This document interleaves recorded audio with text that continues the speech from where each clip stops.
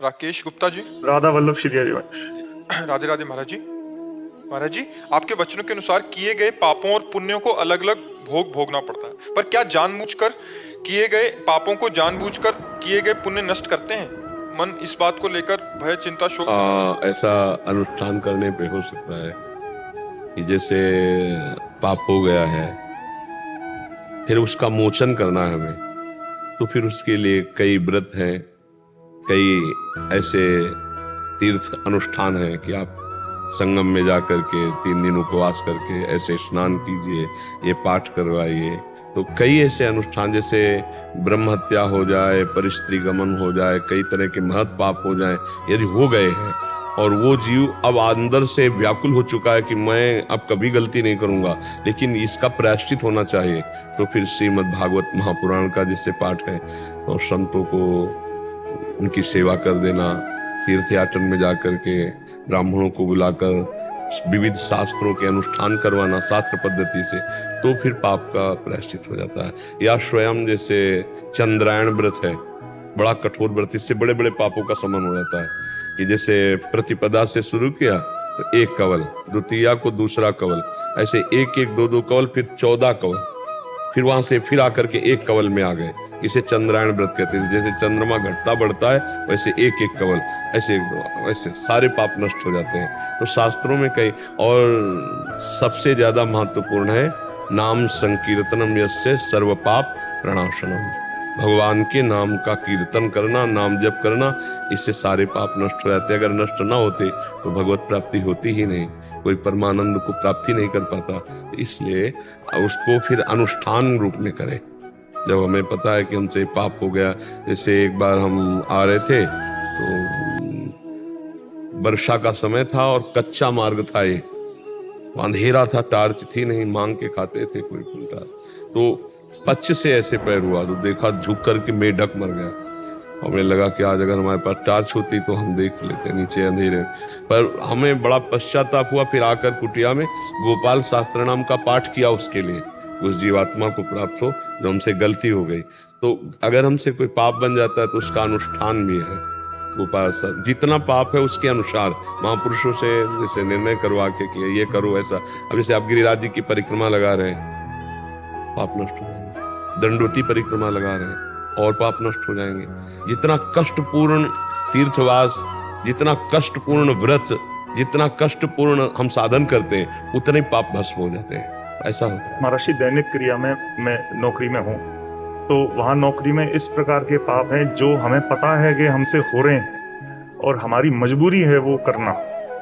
अब उनसे हम बच के नहीं निकल पा रहे हैं, तो उनको हम इस प्रकार से कम करने का प्रयास करते हैं। जैसे कोई अनैतिक धन है तो उसे हम कहीं दान पुण्य में लगाएं। नहीं, वो फिर नहीं ठीक रहेगा। हमारी बात को आप समझिए कि अगर जैसे आपने किसी संत को रुपए दे दिए तो अधर्म से आए हुए धन से वो जब संत प्रयोग करेंगे तो उनकी बुद्धि में अधर्म का ही प्रकाश होगा, अधर्म ही बार बार प्रेरित करे, गंदी बातें प्रेरित करेंगी।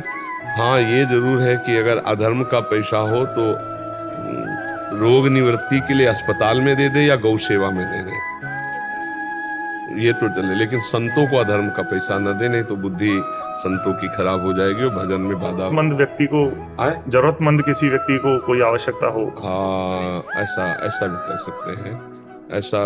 पर हमें लगता है प्राथमिकता पहले 2 की दें। एक तो औषधि, जहाँ ऐसे चैरिटेबल हैं, जहाँ मतलब फ्री में डॉक्टरी की जाती है, या गौ सेवा, गौ समर्थ है वो सब खा पी के, तो हमें लगता है कि ऐसा कर लो। लेकिन कोशिश ये करो कि जैसे कोई गरीब आदमी है, उससे पैसा लिया गया या किसी भी तरह उससे धन, तो उसकी हाय साथ में आएगी, वो दान पुण्य करने से भी नहीं जाएगी। आप कह रहे हैं कि ऐसी व्यवस्था है, आप कह रहे हैं कि ऐसी हमारी व्यवस्था है, हाँ, तो हम उसके लिए नहीं, तो हमें लगता है कि ले ही क्यों, गंदा हाथ करे ही क्यों गंदा हाथ करे। जब हमें धोना ही है तो गंदा हाथ ही हम क्यों करें, जब हमें देना ही है किसी को तो हम गंदा हाथ क्यों करें।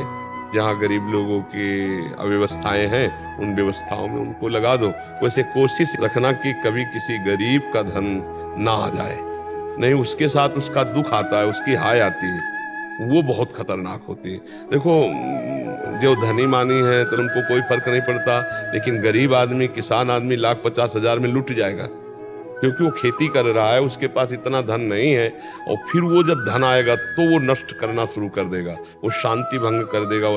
मुझे तो लगता है वैसे प्रायः बचना चाहिए, नहीं लेना चाहिए।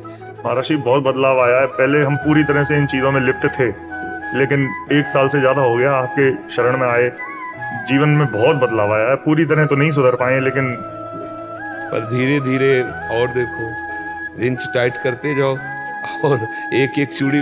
कोई भी गलत कार्य होने पर ऐसा लगता है जैसे हमारे अंतरात्मा पे श्री राधा राधा राधा लिखा हुआ है, और गलत काम होती है ऐसा लगता है जैसे किसी ने पाइपलाइन लगा के धो दिया हो। बिल्कुल बिल्कुल बिल्कुल बिल्कुल बिल्कुल सत्य है, बिल्कुल सत्य है आपका अनुभव।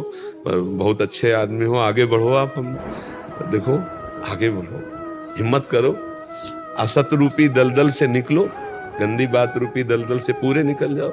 मनुष्य जीवन निकलने के लिए मिला है, फंसने के लिए नहीं मिला है। हम कह रहे हैं, जब हमें हाथ धोना ही है तो हम गंदा क्यों करें? जब हमें देना ही है तो हम दूसरे से ले क्यों? सबसे बढ़िया बात है। हाँ, तो आप देख लो, जिसमें किसी को दुख न पहुंचे और उसके द्वारा जो प्राप्त हो दूसरों को सुख पहुंचे, तो देख लो इसमें। अब हमें तो उस विषय का ज्ञान है नहीं, पर इतना जरूर है कि जहाँ हम अधार्मिक पैसे की वो हमारी बुद्धि को नेगेटिव ले जाता है, परमार्थ विहीन हमारे विचार आने लगते हैं, भोग वासनाएं बढ़ने लगती हैं और अशांति वाली बातें आने लगती हैं। तो जहाँ तक हो सके धर्म से चलने की चेष्टा करो, और जब ऐसा कुछ हो तो ऐसी जगह दे दो जिससे हजारों गौएं भूखी प्यासी हैं, तो उनकी पानी की व्यवस्था, भोजन की व्यवस्था ऐसा कर दे।